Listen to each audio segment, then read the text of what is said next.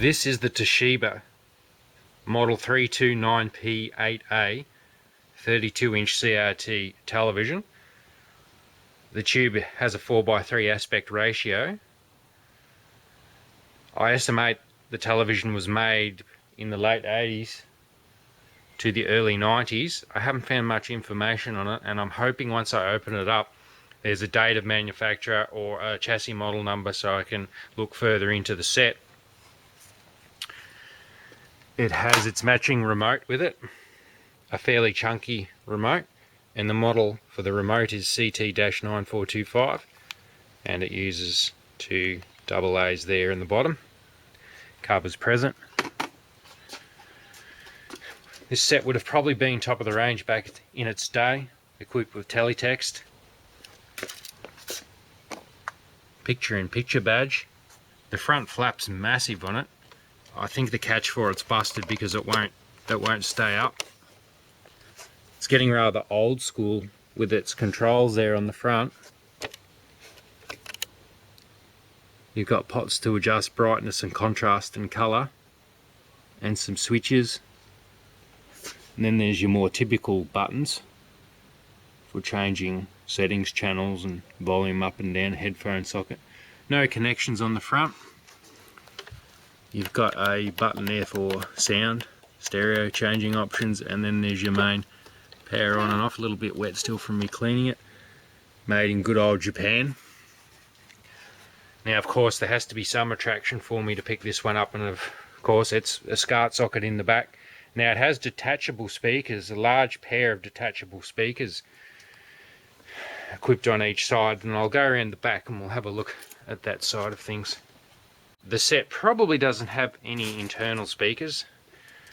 It has its external speakers to take care of sound. Here's its badging. There's the model number, 32 for 32 inches. The 8, or the A on the end's probably for Australia. P might be for picture-in-picture. Made in Japan again, serial number. Then we get to the connections, which is more interesting. So you've got that all-important SCART socket there. This is the first Toshiba I believe I've had with a SCART. And you also have probably a set there of outputs, composite and stereo out, and then there's this input set on the bottom with the Svideo. There's an antenna socket there. Looks like it's been bent a little bit to the left. Someone's been a little bit too vigorous on it. And then you have your speaker out terminals, and there's a little more than I expected there. There's some terminals also for surround speakers, as they call it. And what you have over here is wires connecting the main speaker and wires connecting the surround speaker. I always envision surround speakers to be at the rear of the room. Now the top surround speaker does actually rotate. The bottom one doesn't, but the top one does. I don't think it disconnects though. I think it remains fixed there, and I imagine this set will probably get quite loud when it's turned up. Let me also demonstrate the removability of the speakers. You can pull up on it and that'll just come off with ease. And there's your spots where the thumb screws go on, and there are the thumb screws in the wall, and you can undo that and have a nice flush finish that way. There's a little hook to wrap a cable around. There's your power out. Well, there's your lead going there. Interesting looking setup it's got there, and oddly enough there is a pot there for horizontal position. Again, traces of the old school analog days there with that horizontal adjustment pot there. That's okay. It will be interesting to see if it has an arrangement of pots on the inside. It is a set that does have on-screen display too, so it's not that ancient. I'm going to take the back shell off now. This will be interesting to see the tube and what's inside. The back cover is off, as you can see, and I'll have a quick look in here. You can see some of the metal strips in there to reinforce where the speakers will hang from. And even here we've got a little bit of metal reinforcement. It's not often you see any metal bits inside the shells. Now I feel that Toshiba has misled us here a little bit in the size of the television. Here's the label. So we have a Toshiba tube made in Japan, but at a size of 76 centimeters, whereas the labelling on the TV suggests it is 32 inches, which is typically in this country considered 80 centimetres. So I think that is a bit of a mislead. I have a Siemens television with the same Toshiba size tube, probably the same tube, and it is a very bright and nice picture. So when we do fire this up, it'll be interesting to see what it looks like. The chassis was a bit of a mission to get out. I've slid it out so I can see it a bit better. That's that left section there, that big heat sink's the amplifier section for sound. I say that heavily shielded item down there is the picture-in-picture setup.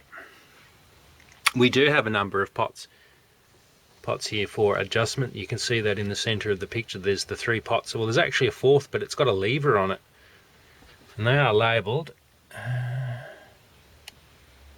V position, keystone width, and CPC. It says very dusty over in this corner, and there's a pot for horizontal centering that corresponds very, that white one with a bit of fluffy dust on it corresponds very closely with that there. I think it would be the same control. Funny that there's 2. I think we do have a model number on the chassis. I think PW9373 also says it over there. It's not a very long designation. I don't think there's any others here that I can see, but I will have a look at that on Google. Now we need to see what it looks like when it's turned on. It's got quite a fair bit of circuitry on the back there as well, above the inputs. Oh, one more thing as well. There's a switch. There's a switch down here, and it's labelled service switch. So it'd be how many? Oh, it's got 3 positions, and there's a couple of pots. Oh, height and sub brightness, and I noticed some more pots again, probably red, green and blue, getting up here near the, I'm not sure they're dusty as, there are a lot of pots. There are more down there too, but probably for signal, probably not for the video itself. After doing some more searching on Google, I dropped the letter A off the model number and got other versions of the same TV from around the world. And this one in the picture is out of a Turkish Airlines magazine for 1990. The shot in front of us, I believe, is from the Russian version of the television. It's designated with an S on the end of the model number. And as you can see in the picture, it's got no SCART at all. So I think the Russians got shafted on this television. Now, the chassis number, as I suggested before, PW9373, is incorrect. I still don't know what the chassis model number is. However, I will link in the description a link to the service manual for the Russian model of the TV. That's the best that I can find for the job. This is the TV turned on. This is its blue standby screen. I'll use the remote to bring up its on-screen display, as simple as they are. The remote's not working really that well. It's not that responsive. There's your colour, brightness and various things that you can adjust with the remote or with the television. Now I'm going to put the PlayStation on. When I turn the PlayStation on, it doesn't automatically switch channel on the television. PS1 is hooked up via SCART, but it's not an auto switching one. I have noticed an issue. I'll change over to the correct channel and I'll reset the PlayStation. Now, when you see the PlayStation splash screen, introduction screen come up, the white screen, you'll notice, if the camera picks it up, that the transition from a black screen to white is noticeable. It's not an instant white as it normally is.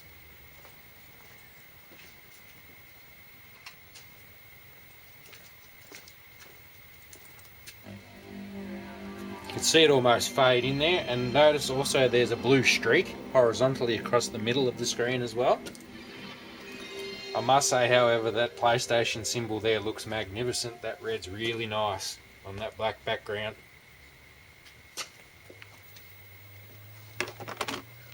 I tend to think, I think some of the dark areas actually are a little bit too dark on this set. Now keep in mind it's 30 years old, and I don't think it's a design fault. What happened when that PlayStation white screen came up from a sort of fading in effect. It's just an old television with its issues, with its worn components.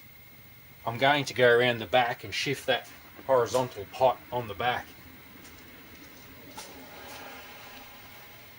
I'll shift it all the way to one way. Okay, so that's extreme to one direction. And that's the extreme to the other. From my experimentation before,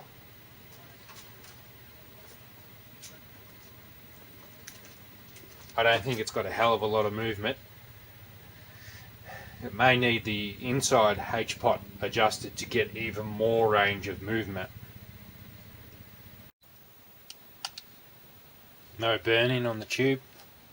I don't see that bluish tint across on this particular white screen. A little bit darker there. Red, green, blue.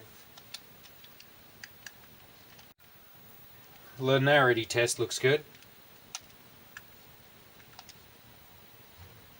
Not too bad looking. Again, a bit blurry in that corner though. Let's play some games now. PlayStation 2 running in Svideo. It's a PAL PS2. As you'd expect, no problems with the power signal. Let's move on to NTSC. Okay, Fantasy Zone, complete collection on PS2, in Svideo, NTSC signal, compatible on the television, automatically you tunes to it, no manual switching to NTSC and PAL, it's all automatic, so good. Tick in its favour for the television. Let's quickly test composite video for NTSC ability. And there we are in NTSC composite video through the PlayStation 2. So all the different signals I've thrown at the system has worked, no problem at all. Oh, the picture is decent, there's no doubt about that, but I'd really like to see the television in its prime, or at least restored to as good as it could be. Certainly one to watch out for.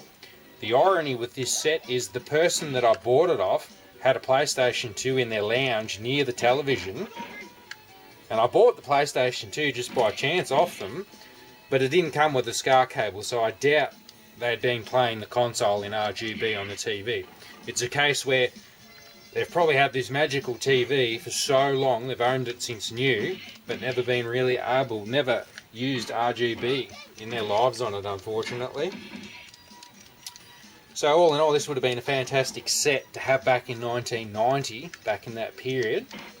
By all means, if you see one of these, pick it up, but given the age, it might have had that wear on it to get it to the point where it's not perfect, but still pretty good set, and quite a nice addition to the collection, and a Toshiba with SCART that you don't see much of. So thank you for watching, and there's plenty more videos to come.